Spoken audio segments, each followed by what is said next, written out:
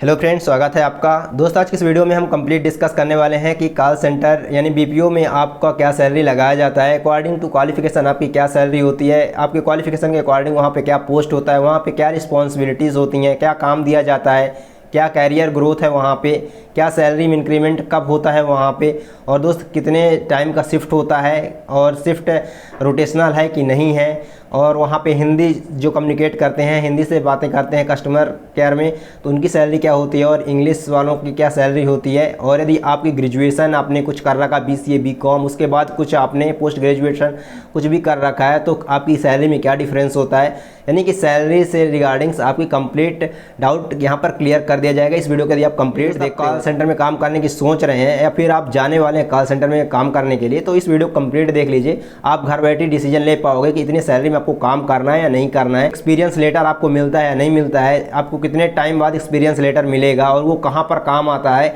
Actual में। जब आप एक कंपनी को स्विच करके दूसरी कंपनी में जाते हैं तो क्या ग्रोथ होती है, तो ये सारे क्वेश्चंस के आंसर आपको इस वीडियो में मिल जाएंगे। बस इस वीडियो को आप कंप्लीट देखिए तो दोस्त आपके सारे डाउट क्लियर हो जाएंगे। तो चलिए हम शुरू करते हैं। दोस्त सबसे पहले हम बात कर लेते हैं जैसे कि आपका कॉल सेंटर होते कहाँ पे है। तो ये बड़ी सिटीज़ जैसे कि इंदौर, भोपाल, जबलपुर या फिर मुंबई, नोएडा, दिल्ली, गुड़गांव, पुणे, महाराष्ट्र, इन जैसी लोकेशन में जो भी बड़ी सिटीज़ हैं उन लोकेशंस में आपको कॉल सेंटर देखने को मिल जाती हैं। यदि आप अपने घर के नियरेस्ट लोकेशन में करना चाहते हैं तो आपको जो सबसे बड़ी सिटीज़ है वहाँ पर जाकर पता करना चाहिए। जैसे यदि आप पीथमपुर के हैं, देवास के हैं, तो आप इंदौर लोकेशन में चले जाइए, या दोस्त फिर आप दिल्ली या पुणे, महाराष्ट्र जैसे लोकेशन पे जाते हैं तो यहाँ पर आपके सैलरी में थोड़ा सा डिफरेंस आता है, क्योंकि यहाँ पर दोस्त महंगाई भी थोड़ा ज़्यादा है, इसीलिए थोड़ा सैलरी में आपको फ़र्क देखने को मिलता है। लाइक यदि आप पुणे या दिल्ली में जाते हो और यहाँ पर आप यहाँ एमपी लोकेशन में आते हो तो इन दोनों जगह में 4 से 5 हज़ार की सैलरी में डिफरेंस आ जाता है। तो चलिए हम सैलरी की बात करते हैं कि सैलरी एक्चुअल में होती कितनी है। तो दोस्त कॉल सेंटर में जॉब कौन कर सकता है, तो कॉल सेंटर में यदि आपकी क्वालिफिकेशन 12th है तब भी आप कॉल सेंटर के लिए एलिजिबल हो, ठीक है, कॉल सेंटर में काम कर सकते हो। जो आपकी कम्युनिकेशन स्किल्स है, कस्टमर से बात करने का जो तरीका है, ये सब वहाँ पे आपको इंटरव्यू में ही परखा जाता है। इंटरव्यू आपको क्रैक करना होगा। कॉल सेंटर में जॉब करने के लिए सबसे पहली बात तो आपको इंटरव्यू क्रैक करना पड़ेगा, इंटरव्यू निकालना पड़ेगा। अब इंटरव्यू निकालने के लिए आपको क्या आना चाहिए, सबसे पहले आपको तो सेल्फ इंट्रोडक्शन आना चाहिए। सेल्फ इंट्रोडक्शन अपने आप को कैसे इंट्रोड्यूस करोगे सामने वाले के साथ। यदि आप अपने आप को इंट्रोड्यूस कर पा रहे हो, यानी कि आपका बोलने का तरीका वहीं से फाइंड आउट कर लेगा कंपनी का जो भी एचआर होगा, मैनेजमेंट टीम होगा, या जो भी आपका इंटरव्यू ले रहा होगा, टेक्निकल टीम होगा, जो भी वहाँ पे बैठा आपके सामने, ठीक है।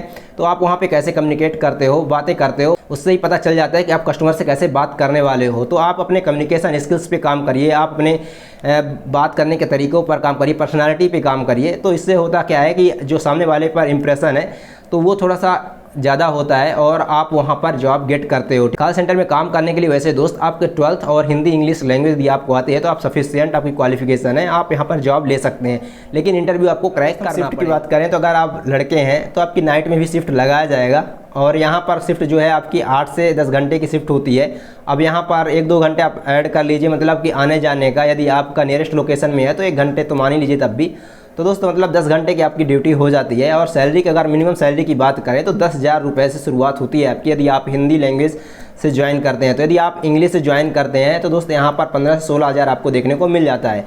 अब यहीं पर बात करें अगर ग्रेजुएशन है आपका, तो ग्रेजुएशन बेस में यदि आप जाते हो तो कितना सैलरी होगा। तो दोस्त यदि आप फ्रेशर हैं, ग्रेजुएशन है या फिर 12th है, अगर आप इन्हें इंटरव्यू क्रैक कर लिया तो आपकी सैलरी में ज़्यादा डिफरेंस नहीं होता है, आपके सैलरी में थोड़ा बहुत ही डिफरेंस देखने को मिलता है। बट दोस्त यहाँ पर जब एक्सपीरियंस हो जाता है, आप कंपनी स्विच करते हैं, एक कंपनी से दूसरी कंपनी में जाते हैं, तो फिर आपको सैलरी में डिफरेंस देखने को मिलता है। दोस्त कॉल सेंटर ही बीपीओ के नाम से जाने जाते हैं, और कॉल सेंटर में जो शिफ्ट होती है दोस्त वो 3 शिफ्ट में कंपनी ऑपरेट होती है। लाइक मॉर्निंग से जो आफ्टरनून तक, आफ्टरनून से नाइट, नाइट से फिर मॉर्निंग, 3 शिफ्ट में कंपनी ऑपरेट होगी। 8-8 घंटे की आपकी शिफ्ट रहती है। अगर हम बात करें यहाँ पर जो कि 12th की सैलरी हमने जैसे कि जान ही लिया है कितनी होती है, ग्रेजुएशन और पोस्ट ग्रेजुएशन की सैलरी में अगर डिफरेंस की बात करें 12th वाले से, तो दोस्त यहाँ पर मैंने जैसे आपको बताया कि यदि आप इंटरव्यू क्रैक करके जाते हैं तो वहाँ पर सैलरी का डिफरेंस आपको 1000-2000 का देखने को मिलता है। अदरवाइज़ आप फ्रेशर लेवल में जाते हैं तो आपको एक भी डिफरेंस देखने को नहीं मिलेगा, आपको सेम सैलरी में ही रखा जाएगा, क्योंकि आप भी वही काम कर रहे हैं जो 12th वाला बंदा कर रहा है। अब वहाँ पे काम क्या होता है, रिस्पॉन्सिबिलिटी क्या होती है, तो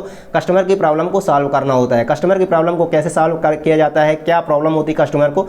लाइक कस्टमर आप किसी भी कंपनी का, जैसे कि मान लीजिए सिम लिया है, जियो सिम लिया है कोई कस्टमर, उसको सिम में कुछ प्रॉब्लम आ रही है, सिम नेटवर्क नहीं है, तो वो कॉल सेंटर में कॉल करता है और उसको डायरेक्ट वहाँ से ही हेल्प प्रोवाइड किया जाता है और उसकी प्रॉब्लम को दर्ज किया जाता है। तो दोस्तों केवल सिम की ही प्रॉब्लम को केवल कॉल सेंटर में सॉल्व नहीं किया जाता है। यहाँ पे जो भी आप प्रोडक्ट घर में यूज़ करते हैं, लाइक फैन यूज़ करते हैं, एसी यूज़ करते हैं, कूलर यूज़ करते हैं, जितने भी प्रोडक्ट आप लेके जाते हो मार्केट से, इनमें कोई भी अगर प्रॉब्लम होती है तो जिस भी कंपनी का आपने प्रोडक्ट को खरीदा होता है वहाँ पर यदि आपको प्रॉब्लम होती है तो आपको एक नंबर प्रोवाइड किया जाता है कस्टमर केयर का। यदि आप उस पर कॉल करते हो, जब दोस्त आप उस नंबर में कस्टमर केयर से आप बात करते हो तो वो कॉल सेंटर यानी BPO से ही कोई ना कोई बंदा वहाँ से हेल्प आपको प्रोवाइड कर रहा होता है। तो यानी कि आप जो भी प्रोडक्ट यूज़ कर रहे हैं अपने घर में, यदि प्रोडक्ट जहाँ से भी लाते हैं जिस भी कंपनी का है, उस कंपनी का कस्टमर केयर वहाँ पे बैठा होता है कॉल सेंटर में, यानी कि BPO इंडस्ट्री में, और दोस्त वहाँ से ही आपको हेल्प मिलता है। अब दोस्त होता क्या है कि वहाँ आपकी प्रॉब्लम को दर्ज किया जाता है। प्रॉब्लम को दर्ज करने के बाद वहाँ पर आपको उस प्रॉब्लम को सप्लाई करता है, यानी कि एक जो मैकेनिक है, जो भी रिपेयरिंग करता है, जो भी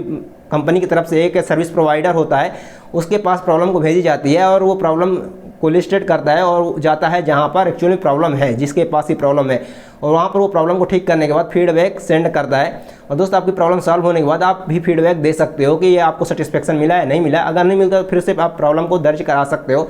यहाँ पर आपको कंपनी ये सुविधा प्रोवाइड कराती है। तो कस्टमर केयर जो होता है कॉल सेंटर में, जो रिस्पॉन्सिबिलिटी होती है कस्टमर केयर की, तो दोस्त यही है कि वो कस्टमर की जो प्रॉब्लम है उसको नोट डाउन करे, उसकी प्रॉब्लम को अपने सिस्टम में फीड करे। और दोस्त यहाँ पर जो भी रिपेयरिंग मैकेनिक है, जो भी सर्विस प्रोवाइडर है, उसके पास नियरेस्ट लोकेशन में, उसके नियरेस्ट लोकेशन में इस प्रॉब्लम को सेंड करना और उस प्रॉब्लम को उसके ठीक करवाना ही कस्टमर केयर का जो है काम होता है। कस्टमर केयर का काम बस प्रॉब्लम को नोट डाउन करके दोस्तों वहाँ पे प्रॉब्लम को सेंड करना होता है, कस्टमर की जो भी प्रॉब्लम होती है। तो यही रिस्पॉन्सिबिलिटी है आपकी। तो आप जो है कस्टमर की प्रॉब्लम को ही आप सुनते हैं, उसको सोल्यूशन प्रोवाइड कराते हैं और उसको टाइम देते हैं एक्चुअल में क्या, कब टाइम, कितने टाइम तक में ये प्रॉब्लम ठीक हो जाएगी। तो दोस्त आई होप आपको क्लियर हो गया होगा कितना यहाँ पे आपको रिस्पॉन्सिबिलिटी मिलता है, क्या रिस्पॉन्सिबिलिटी होता है। अब बात कर लेते हैं दोस्तों कैरियर ग्रोथ की। तो कैरियर ग्रोथ भी दोस्त यहाँ पर डिपेंड करता है कि आपने कितने साल आपके पास एक्सपीरियंस है। कैरियर ग्रोथ डिपेंड करता है आपके पास कितने ईयर का एक्सपीरियंस है। अब इतना भी ज़्यादा ग्रोथ नहीं होता इस इंडस्ट्री में। मैक्सिमम अगर आप इंडिया लोकेशन में कर रहे हो तो 40 से 50 हज़ार तक आपकी ग्रोथ हो सकती है। और दोस्त यहाँ पे 1 से 2 साल एक्सपीरियंस के बेस में जाते हो तो कहीं दूसरी कंपनी स्विच करते हो तो फिर आपको दोस्त 20 से 22 हज़ार रुपये तक देखने को मिलता है। अगर इंग्लिश से हो तो 25 से 30 हज़ार रुपये तक आपको देखने को मिल जाएगा।